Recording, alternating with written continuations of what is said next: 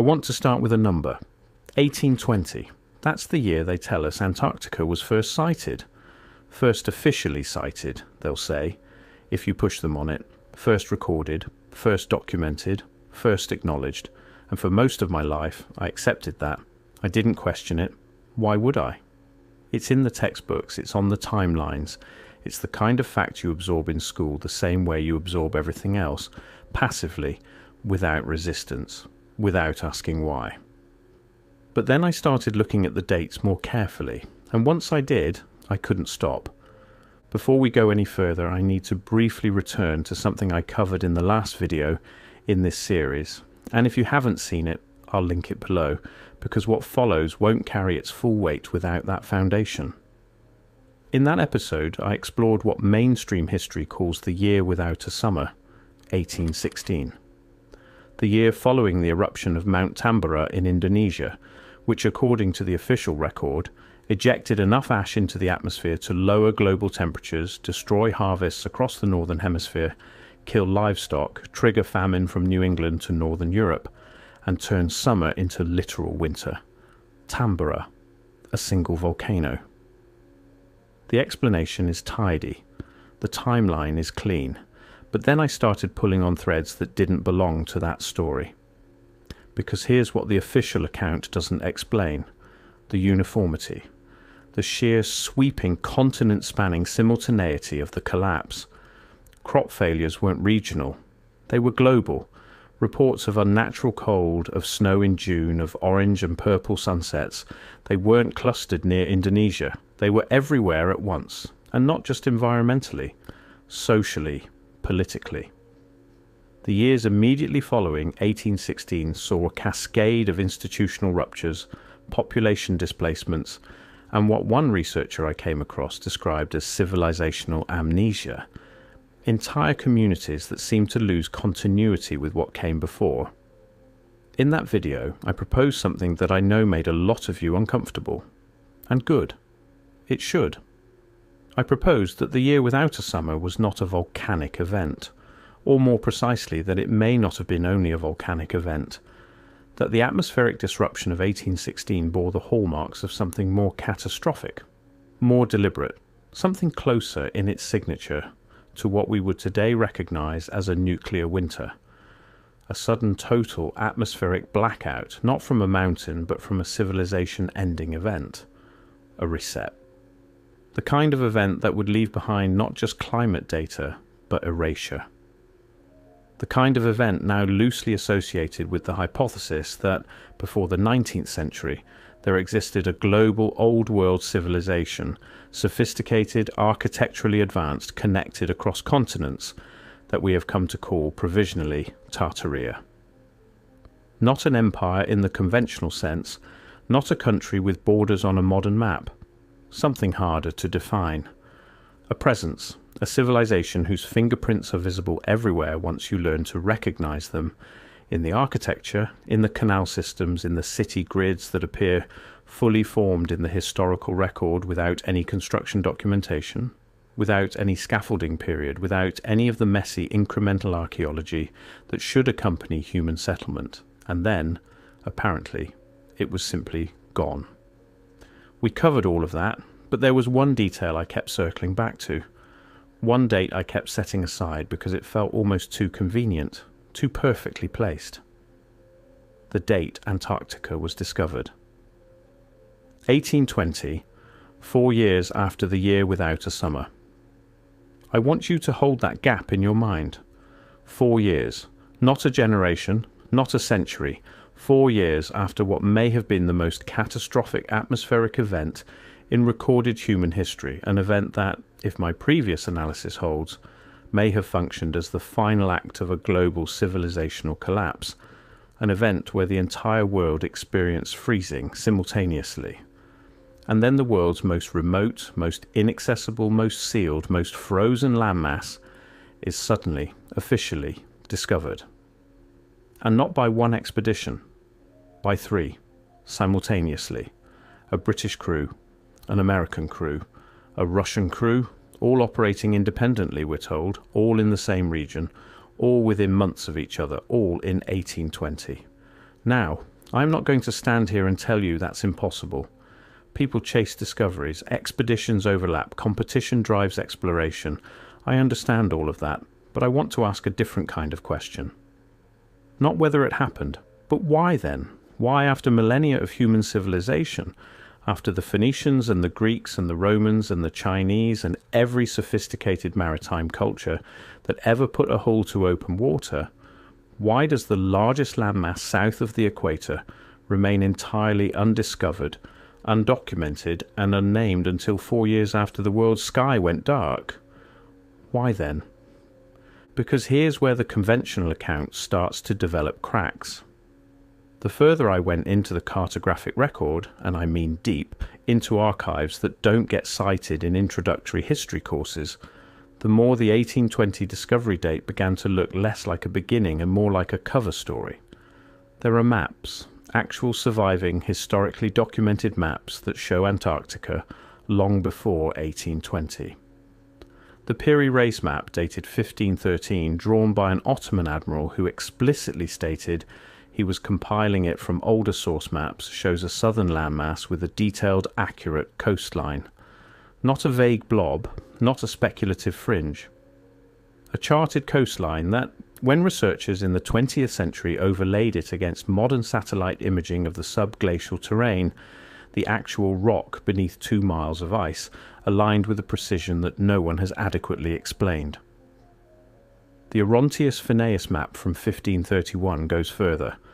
It depicts Antarctica without ice, with river systems, with mountain ranges, with internal geographic features that we only confirmed existed using mid-20th century sonar technology. Let me say that again more slowly because I think it's easy to read past it. A map drawn in 1531 shows geographic features of Antarctica that humanity did not technologically confirm until the 1950s. The official explanation breaks down almost immediately under the weight of that sentence. The academic response has historically been coincidence, lucky extrapolation, or the suggestion that ancient cartographers were simply guessing at a southern landmass for philosophical and geometric reasons. Symmetry, balance, the idea that the north must be matched by the south, and maybe that's true, maybe it is coincidence. But how do you guess a river? How do you guess subglacial mountain ridges? How do you guess a coastline with enough accuracy that it survives comparison to satellite data 5 centuries later? You don't guess that. You don't theorize that. You map it from observation, from presence, from knowledge that was either first-hand or inherited from someone who was there. And that raises a question that the mainstream record has never satisfyingly answered. Who was there? If you're finding this worth your time, and I hope you are, consider subscribing or becoming a YouTube member. This series goes places that most channels won't touch, and having you along for it means everything. Now, back to Antarctica. Because we're just getting started, I want to return to 1816 for a moment, because I think we've been looking at it from the wrong angle. In the previous video, I laid out the case that the atmospheric event of 1816, whatever its true cause, may have functioned as the terminal moment of an old world civilization. The event that ended something. The nuclear winter that followed what may have been a civilization-scale catastrophe, leaving behind depopulated cities, orphaned infrastructure, and a historical record so thin it barely qualifies as a record at all. But what if that framing is only partially correct? What if 1816 was not just an ending? What if it was also, for someone, a beginning? Here is the theory I've been sitting with, and I want to be clear that I am presenting this as a question, not a conclusion. What if the atmospheric event of 1816, whatever generated it, was capable not only of disrupting the Northern Hemisphere's climate, but of accelerating glaciation at the poles? What if the same mechanism that turned summer to winter across Europe and North America also, in some compounding way, drove ice formation southward? What if Antarctica, the ice-free continent visible on 16th century maps, was in the process of freezing or had recently been frozen, and 1816 was either the final phase of that process or a deliberate rehearsal of it. I know, that's a significant claim, and I'm not making it as a claim. I'm making it as a shape, a pattern of timing and geography and suppression that I cannot stop thinking about. Because consider what comes next. 1816, the sky goes dark. A global atmospheric event of unprecedented scope disrupts civilization. 1820, Antarctica is discovered, officially entered into the record, named, catalogued, claimed, not before, not during, after, 4 years after. The pattern appears, and once you notice it, you cannot unfocus your eyes from it. Stay with the timeline, because it doesn't stop at 1820. The same thread, the maps, the knowledge, the carefully preserved secret of what Antarctica actually is, keeps surfacing. Decades later, in the hands of people who had every resource in the world to go and look. 1946, 1 year after the end of World War II. The United States Navy launches Operation High Jump, a full military expedition to Antarctica. Not a research team, not a small exploratory vessel, 13 ships, 33 aircraft, nearly 5,000 military personnel. Led by Rear Admiral Richard Byrd, one of the most decorated naval officers in American history. The stated objective was scientific, mapping, research, establishing a base, and maybe that's all it was. But here's the part that makes the timing impossible to set aside, because the Americans were not the first military power to take Antarctica seriously, not even close. In 1938, 7 years before High Jump, Nazi Germany launched its own Antarctic expedition, the Schwabenland expedition. They mapped nearly 600,000 square kilometers of territory, dropped thousands of marker stakes to assert territorial claim, and reportedly returned with something that shifted internal priorities at the highest levels. What exactly, we're not told. The records are incomplete in the specific way that records tend to be when the answer matters. What we do know is that German submarines were documented operating in Antarctic waters as late as 1945, and that certain senior figures in the Nazi scientific apparatus had a known documented obsession with ancient knowledge, lost civilizations, prehistory, inherited cartographic traditions that supposedly predated the modern world. The same maps, the same thread. Which brings us back to the custodian problem, the Piri Reis map, the Orontius Phineas map. The Admiral himself stated he compiled those charts from older sources that are never named, never located, never accounted for. Someone held that knowledge. Some chain of hands preserved it across centuries, across the 1816 rupture, intact enough for multiple parties, an Ottoman admiral, a Nazi expedition, an American naval fleet to apparently follow it to the same place. Who were they? And what did all three find when they got there? The evidence doesn't answer that, but it doesn't dismiss it either. Now I want to talk about what we're not allowed to do, because this is the part of the Antarctica conversation that most people skip past, and I think it's the most important part. You cannot freely go to Antarctica. I want to be precise about this because the casual response is, of course you can. Expeditions go there all the time. And yes, they do. Scientific expeditions, government-sanctioned research missions, tourism even in limited and highly supervised forms. I'm not saying the continent is surrounded by an invisible wall. What I'm saying is this. The Antarctic Treaty System, signed in 1959 and now ratified by over 50 nations, designates Antarctica as a scientific preserve and explicitly prohibits military activity, mineral extraction and nuclear testing on the continent. And in practice, it means that independent, unsupervised exploration of the Antarctic interior is essentially impossible. Not illegal, exactly, just practically impossible. You need logistic support that only governments and large institutions can provide. You need permissions that are quietly difficult to obtain for anything outside of approved research parameters. You need infrastructure that does not exist for the independent traveller. The result is that Antarctica is functionally the one place on Earth that the ordinary citizen of the 21st century simply cannot go and look around. And I want to ask, why does that feel normal to us? Every other landmass on the planet, every mountain range, every jungle, every desert can be accessed by a motivated individual with enough resources and determination.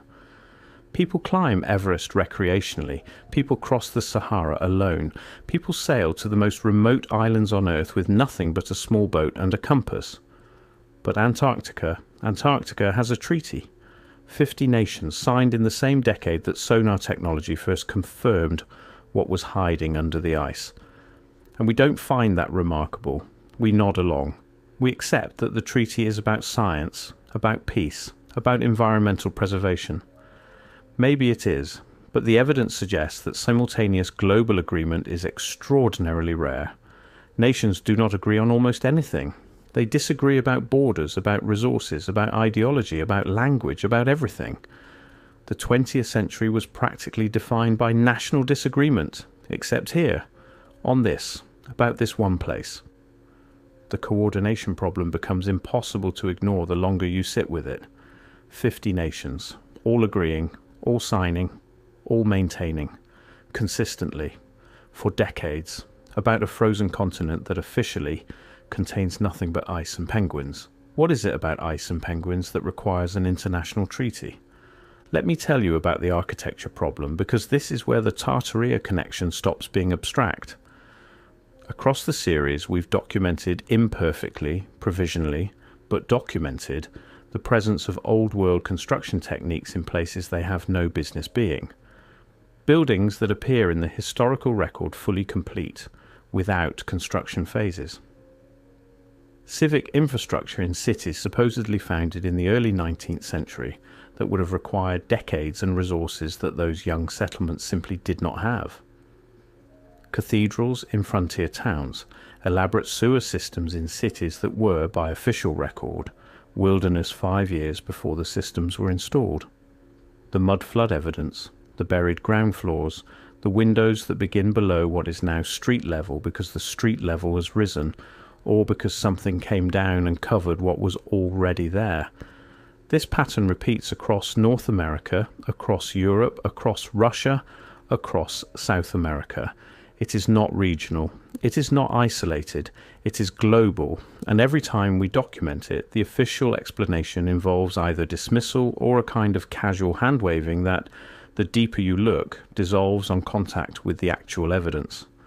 The transition periods are missing, the documentation is thin, the workforce that supposedly built these structures is unaccounted for, the supply chains don't exist, the timelines don't work. Something was already there.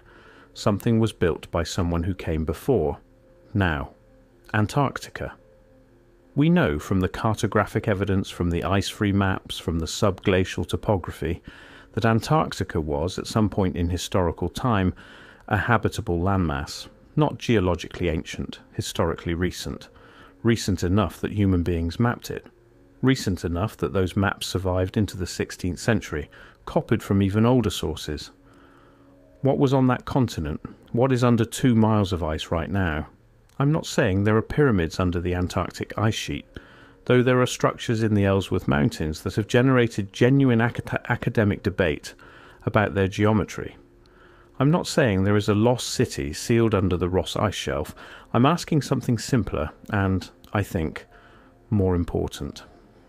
Why don't we know? Why, in 2025, with ground-penetrating radar technology capable of imaging geological features thousands of meters below the surface, with satellite systems that can read a license plate from orbit, with the full weight of the most technologically advanced civilization in recorded history pointed at every corner of the Earth, why is the subglacial topography of Antarctica still largely unmapped at high resolution?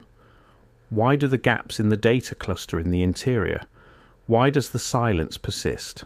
The silence, when you start listening for it, is everywhere, in this story. No serious mainstream academic discussion of the Piri Reis map in introductory curricula. No, it's a footnote, if it appears at all. No serious institutional inquiry into the coordination problem of 1820, 3 independent expeditions arriving simultaneously at an undiscovered continent. No. Convergence, coincidence, moving on.